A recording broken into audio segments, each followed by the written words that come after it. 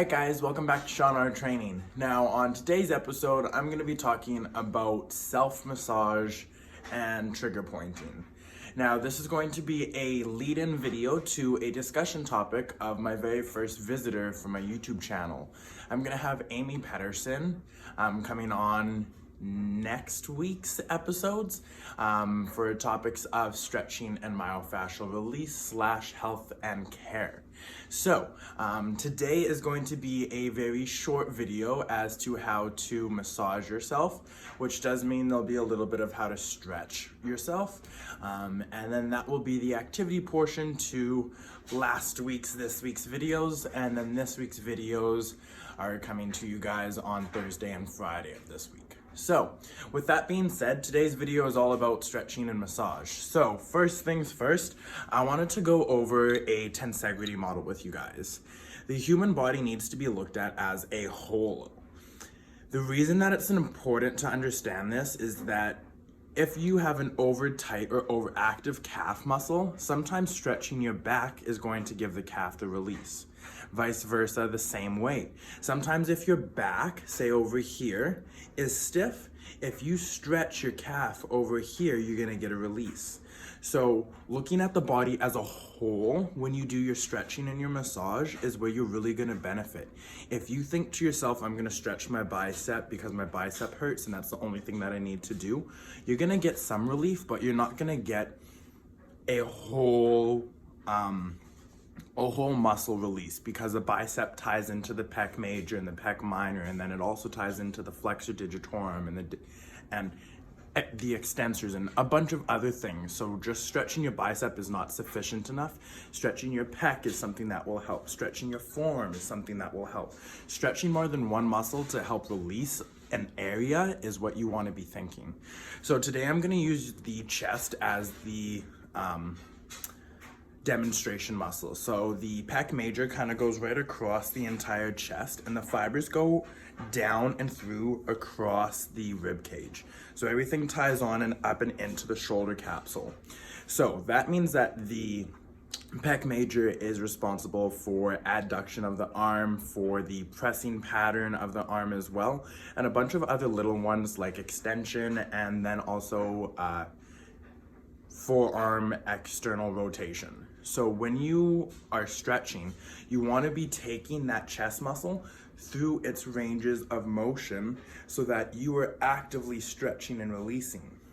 Now, when we talk trigger pointing, you have two different methods. You can use a tennis ball, or you can use something like a dog ball or a lacrosse ball or a trigger pointing pressure ball. You can get these at Sport Check from anywhere from $7 up to $20-25. The one with the needles and the spikies are really intense, so I'd suggest starting with something really small and simple. Tennis ball is usually the best. So when you go to trigger point and then massage, you want to be trying to find the trigger point that's the most tender. This way, you can get the best release of that muscle.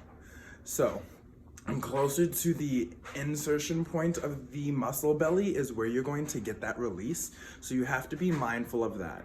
Now when you trigger point, you want to hold a trigger point for about 30 seconds, and then you want to roll it around that direction, or around that area, sorry. So when you start the rolling pattern, you're basically just going for about a 2-inch area around where you started your trigger point. So again, you trigger point for steady applied 30 seconds, then you roll around for 30 seconds, and then you do a stretch for 30 seconds. This way you start a sequence, the short stretch cycle, and this way you actually get the muscles, the ligaments, and the soft tissue to all release together. Now that I've finished the trigger pointing, I just have to do a stretch. For me, I really enjoy the hands behind the back and then a lift. Woo! So now that's stretching into the pectoralis major, the front of the delts, a little bit of the pec minor, and then the serratus anterior, or the phalange muscles in between your intercostals and your rib cage. So already within that, my chest feels less hard right on the stiffest part of the muscle belly. So it's a really easy thing to explain, but it's much different to do because you have to internally feel and make sure that it's working. The final step is a little bit of an activation. So the opposite of what you did for your trigger point pose is usually what you want to do. So because I did my trigger point with the extension and the external rotation, I'm going to do internal rotation of my hand and then a straight up abduction movement or lift straight in front. So when you do your massage and you do your trigger pointing, the 4 things that you need to remember: find the medius most tender spot. Stay there with applied pressure for 30 seconds. Number 2, roll that pressure around in that area for 30 seconds. Step number 3, you want to be doing some sort of alternative stretch. So if you did your trigger point here, it would be best advised to probably do a extension behind to get the length happening. Then step number 4 is a small activation, and it's usually the opposite position of whatever the pose of the stretch or the trigger point was. Now with that being said, this was a really quick, short introduction video because I'm going to be going over a lot of stretching, myofascial release, foam rolling, and trigger pointing with my girl Amy on next week's episodes. I didn't want to do too much on this week's episode, but I did want to at least give you guys some help, some tools, and then some resources.